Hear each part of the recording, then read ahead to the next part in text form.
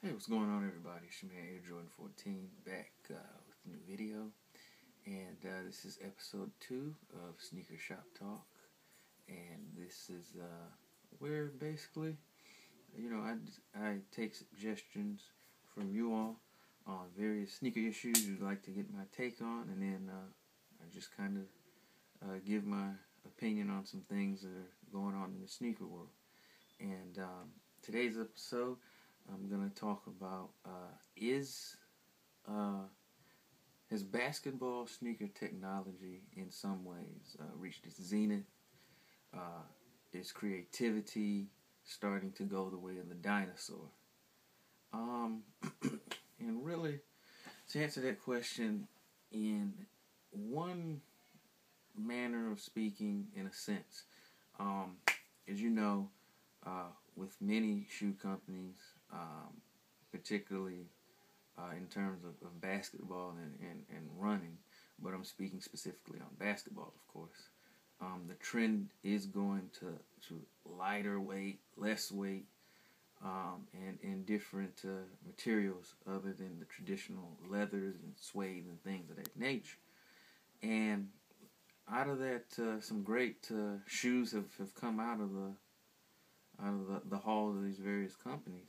But I think it will eventually reach a point of diminishing returns because, frankly, the shoes, they can only get so light without starting, the performance trade-off will start to negate any of the lightweight, and it could become potentially hazardous. So I definitely think from that standpoint, it'll eventually get to a point to where you just can't go any lighter. And I think we're closer and closer to that point, but I could be wrong, but I doubt it. No, I'm just playing. But now, as far as creativity in other aspects, I think there's always room for different types of performance innovations. Different types of foams and innovative new cushioning systems. I think you can continue to see some of those things. I think one of the trends now that you may begin to see is perhaps even a different way of constructing shoes. Not only in terms of how the shoes are put together, but just the uppers and you may not see a lot of the traditional ways as far as stitching and overlaying and things of that nature. I think you may see more of a things like some of these fused unibody uppers that are coming out of some of these companies. And I think not only just because of maybe a weight benefit, but I think you may even begin to see, and I certainly hope I'm wrong on this in a sense, in terms of a even more automated sneaker making process, which will cut down production cost in some aspects. So you may see that and take a little more of the human element. Me personally, I don't want to see that. I still think, despite, and this is not necessarily social commentary, so I'm not going to get into that, despite conditions under which some of these products are produced, I typically think that in certain things, handmade, or at least having some sort of human hand in there, is always better. With that being said, people are naturally creative and innovative, so I think there will probably always be something or some way that can be, advanced or something.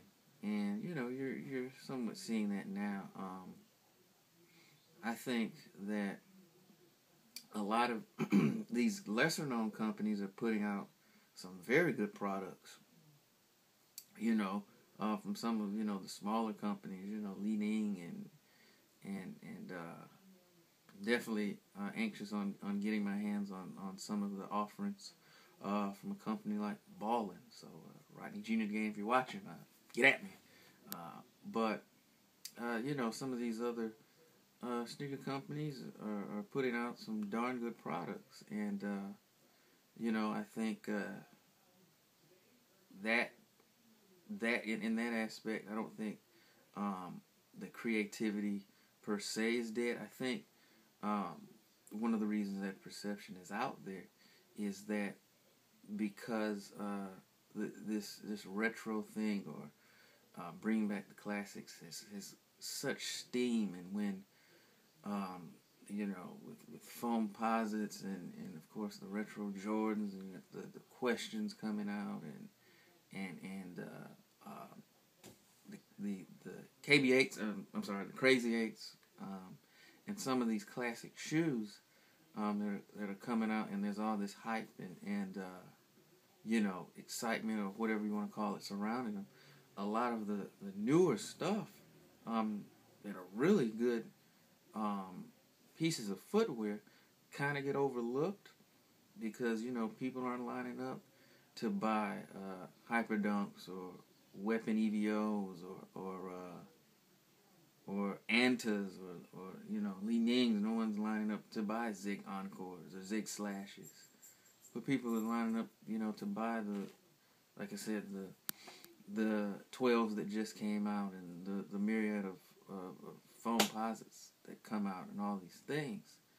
And said that's one of the reasons that it seems that way. But there's a lot of good, innovative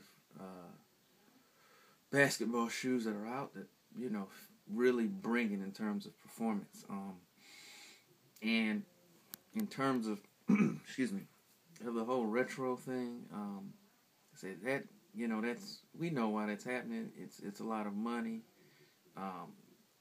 It is what it is. It's not going to really go anywhere. It'll only go somewhere when the cash registers stop ka-chinging. When that happens, then it'll change.